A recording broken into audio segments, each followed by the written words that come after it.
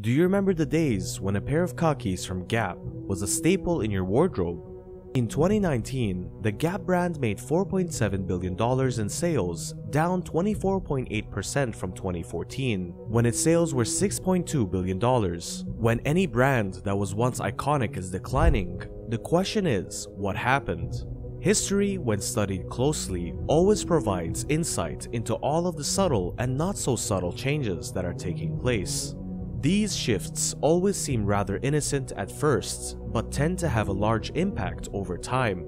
For Gap, as many retailers in the apparel sector will tell you, it's hard to keep up with the trends. What's hot today is not always hot tomorrow, and when tomorrow arrives, companies are not always structured in a way that lends itself to success. If you are curious about what has caused Gap's fall from grace, then consider these three factors. 1. An inability to keep up with trends. 2. The shrinking consumer wallet. And 3. Location, location, and location. 1. An inability to keep up with trends. The first Gap store opened in San Francisco, California, a little over 5 decades ago in 1969. By the time the 80s arrived, Gap was a household name and a fashion icon. Consumers couldn't get enough of Gap's denim, t-shirts, and of course signature khakis. This style of dressing continued to be popular with consumers throughout the 1990s, but over time, clothing tastes slowly started to change with the arrival of fast fashion retailers like Zara and H&M.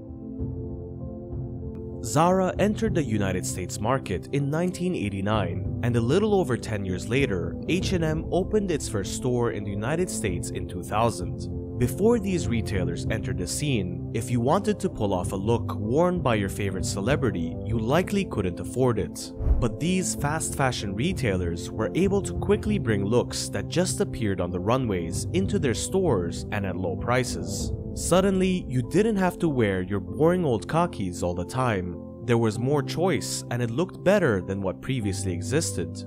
The nature of Gap's supply chain, which wasn't designed for a fast fashion world, makes it difficult for Gap to get its merchandise to market quickly.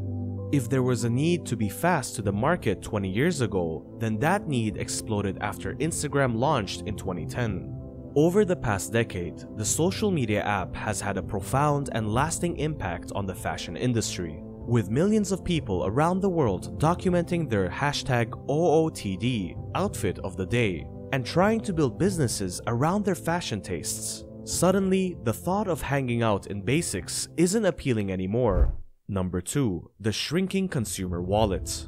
Whether you realize it or not, a lot of the problems facing mid-priced retailers like Gap have to do with economics. Consumers simply have less money to spend. Since last May, 8 million more Americans are living in poverty. Living in poverty means that a family of 4 earns less than $26,200.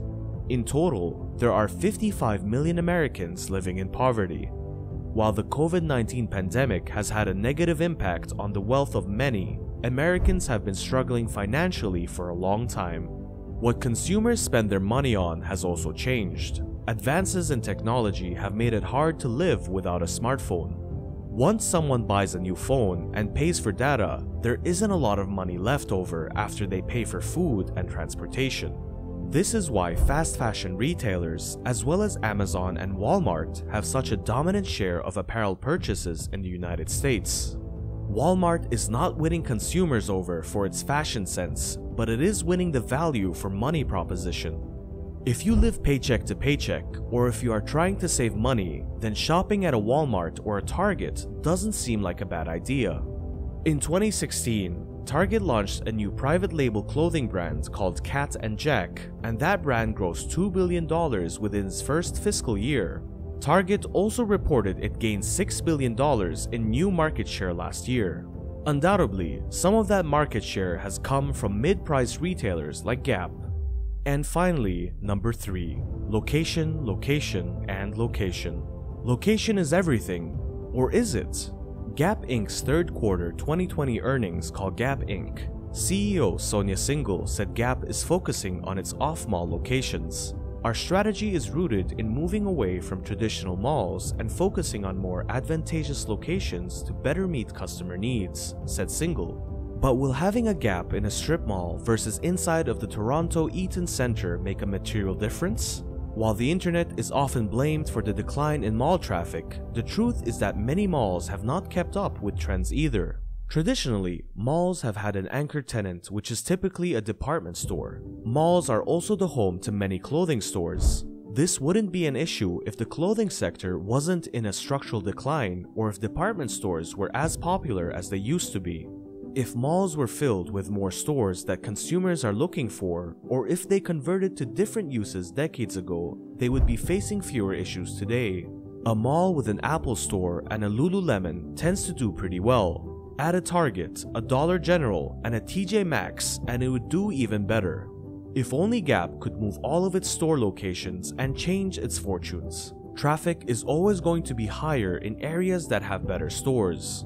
If a brand new Supreme store was opening, it would find success in a strip mall or in a traditional mall. Perhaps Gap will benefit from having more stores in locations with higher traffic.